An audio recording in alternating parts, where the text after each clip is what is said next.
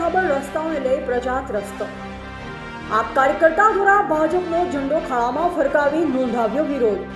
સંજેલી તાલુકાના સંજેલીનગરમાં જૂના bus stand ગુરુ ગોવિંદ ચોકથી નવા બસ સ્ટેશન સુધીનો રસ્તો બિસ્માર હાલતમાં હાટ બજાર સરકારી કુમાર કન્યા શાળા ઉર્દુ શાળા નંદઘર તેમજ સંજેલી ગ્રામ પંચાયત ઘર આ રસ્તા પર આવેલ છે।